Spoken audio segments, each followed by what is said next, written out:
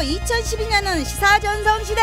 무려 20년 만에 총선과 대선이 함께 치러지는 가운데 서점가에서는 정치 분야의 책이 날개 돋친 듯 팔리고 TV, 인터넷, 영화에서도 시사를 소재로 한 콘텐츠가 흥행몰이를 하고 있는지라. 특히 인터넷 라디오 낙범수가 선풍적 인기를 끌고 SNS를 통한 의사표현이 일상 문화로 정착하면서 20, 30대 젊은 층의 정치 참여가 활발해지고 있단께로. 살아가는데 너무 팍팍하잖아요. 안 가지면 살 수가 없는 환경이 만들어진 거죠. 우리가 찾아서 자발적으로 찾아간 게 아니라 그렇게 외부적으로 이렇게 저희들을 갖게 만들게 푸시를 했던 것이 가장 중요하지 않았나 싶습니다.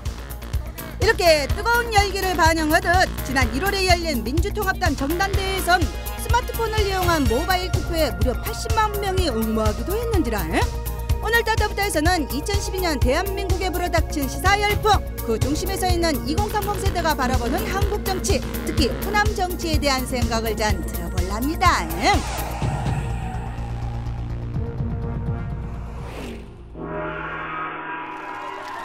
지난 1월 광주 충장우체국 앞에서는 우리 지역 대학생 40여 명이 깜짝 공연을 선보였는데요. 이들은 청년 실업 해소를 요구하는 피켓을 들고 음악에 맞춰 단체 율동을 보여줬단께라. 사실 이들은 광주 지역 대학생들이 모여 만든 취업 동아리 발칙한 상상단 소속 학생들인데라. 대학생들의 선거 참여를 독려하기 위해 직접 퍼포먼스를 기획했다고 합니다. 자기들보다 더 퍽퍽한 게 지금 젊은 세대들이고 취업도 못하고 이렇게 뭐 아등바등 살겠다고 그렇게 노력하고 있는데 그 사람들은 저희들 말에 관심을 가져주질 않잖아요. 그래서 우리한테 집중을 좀 해달라, 우리가 말하는 것들 좀 들어달라, 그렇게 이제 요구 아닌 요구를 하기 위해서 그렇게 저희도 이제 그런. 이렇듯 정치에 가장 무관심했던 20대 젊은이들이 최근 들어 부쩍 정치적 목소리를 높이고 있는지라. 특히 요즘 인기를 끌고 있는 SNS 서비스를 통해 정치인들과 직접 의견을 교환하고 인터넷 라디오 낙범수 등 새로운 형식의 정치 토크쇼를 들으면서 정치에 대한 관심을 넓혀가고 있다고. 대법원 판결 직후 녹음한 나는 꼼수다 호회는 정봉주 의원의 입감 이후에 업로드합니다. 뭐라고 표현할 수는 없죠. 뭔가 응어리진 우리들의 아까도 말했지만 분노, 뭔가 좀 확 풀리는 기분이었어요. 이런 경향은 비단 20대뿐만이 아니었어라 30대로 갈수록 오히려 관심이 더 뜨거웠는데라. 여기 계신 분들 중에서 SNS를 통해 정치를 참여하시거나 낙곰수를 청취하신 적이 있으신 분들 손 한번 들어주십시오. 먼저 참여를 하신 적? 네, 감사합니다. 저희가 말하고 싶던 것을 속 시원하게 이렇게 말해주니까 제 가슴이 트이는 것 같고 그거 듣는 사람들도 가슴이 트이는 것 같아서 좋아하는 것 같습니다. 낙검수 열풍은 또 다른 사회적 현상을 낳기도 했는데라. 시사풍자 개그가 속속 등장해 이슈화되는가 하면 부러진 화살, 도가니 등 부패한 공권력을 정면으로 비판한 영화가 큰 인기를 끌고 있단께로.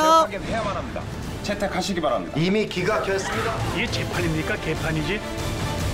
재판장 신재열 씨를 직무유기로 고발합니다. 그 영화에서 비춰지는 모습들, 그런 사람들의 행동들이 잘못됐다라는 게 내 마음속에 공감이 됐다는 거죠. 그리고 만약에 그게 해결이 됐으면 영화는 재미없었을 텐데 지금도 그게 이어지고 있다는 사실이 저를 다시 한번 생각하게끔 하는 거예요. 아마도 다른 사람들도 그런 것 때문에 보지 않았을까라고 생각을 합니다. 침체되고 억눌린 한국 사회에 대한 분노가 20, 30대가 밝힌 정치 열풍의 이유였는지라. 이런 분노의 힘은 기성 정치권에 대한 불신과 혐오로 이어져 지난 11.6 서울시장 보궐선거에선 20, 30대의 압도적인 지지를 받은 박원순 후보가 거대 정당의 후보를 물리치고 당선되는 사건이 일어났던 게로. 이런 기성 정당에 대한 불신은 올해 있을 총선에서도 여전한 것 같았는지라. 한나라당 굉장히 좀 많이 젊은 세대들은 되게 싫어하잖아요. 또 지금 새누리당 이름 바뀌었지만 딴나라당이라고 부르잖아요. 정말 딴나라 사람들처럼 한다. 미국을 위한 시민들인지 어쩐지 모를 정도로 그렇게 말하잖아요. 호남에서는 민주당이 그렇다고 봐요. 그럼에도 불구하고 뭐 호남이 우리밖에 호남을 지켜봐주는 사람 없다 막 그런 식으로 몰아가는 것 자체가 아니라고 생각을 하고 그분들도 반성을 하셔야 될 것 같아요. 한편 30대는 보다 현실적인 잣대로 지지 후보를 결정할 것이라고 했는데요. 첫째는 민주적인 부분, 그리고 얼마나 서민을 생각할 수 있는가라는 부분을 먼저 첫 번째 잣대로 두고요. 거기서 맞춰나가면서 얼마큼 경제를 활성화시킬 수도 있느냐, 그게 중요하지 않을까 생각합니다. 트위터를 통해서 아니면 SNS를 통해서 저 사람이 진짜 실현할 수 있는 공약상인가 그런 거를 면밀하게 분석한 후에 그런 후보들을 선택하게 될 것 같습니다. 이처럼 정치 혁신에 대한 청년 세대의 요구가 커져감에 따라 새누리당은 20대 비대위원을 선정하고 민주통합당은 4월 총선에 청년 비례대표제를 도입하는 등 젊은 층의 표심을 잡기 위한 노력을 하고 있는지라 이런 변화에 대해서 20대들은 찬성과 반대 의견이 팽팽히 맞서고 있습니다. 저희가 젊은 사람들이 아무것도 모를 때 진짜 순수하게 발 하나로 죽어라 뛸 그럴 젊은 사람들이 다 나서가지고 다 갈아엎고 저희가 이제 정치를 젊은 사람들이 이제 맡긴다면은 지금보다 더 나아지지 않을까. 그렇게 생각해요. 그것도 어떻게 보면 포퓰리즘적으로 요즘 20대 30대들이 정치 참여를 많이 하니까 우리가 너네들에게도 발언 기회를 주겠다. 그래서 우리는 너네들의 편이다라고 생각을 하는 것이지 그러한 청년 비례대표 사람들이 뭘 얼마나 그 정당에서 많은 목소리를 내고 활동을 할 수 있다라고 생각도 하지도 않습니다. 그렇다면 마지막으로 젊은 세대들이 선호하는 대선 후보는 누구께라? 문재인 후보가 가장 많았는지라 고 노무현 전 대통령의 인기가 고스란히 반영되고 있더란께라. 문재인 씨가 이제 나중에 잘 몰랐어요. 근데 나중에 그 나는 꼼수다에 나와가지고 그 편을 들었는데 이분에 대한 좀 이야기를 들어서 약간 호감이 있는 정도고요. 그러니까 완전히 막 제가 그 사람의 팬이 돼서 이렇게 지지하는 게 아니라 그런 게 있고요. 노무현 대통령을 모셨던 분이라서 믿을 수 있을 것 같습니다. 한편 박근혜 위원장의 경우 청년들의 반감이 컸는지라.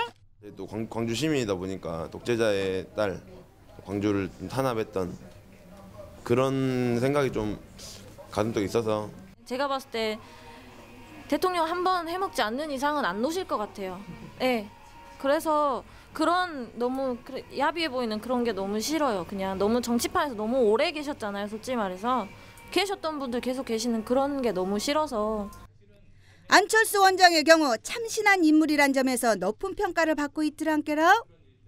경연했던 사람이니까 그런 쪽도 잘할 것이고 그 정치를 진짜 아무것도 모르는 사람들이 하는 게 제일 낫지 않을까 싶어요.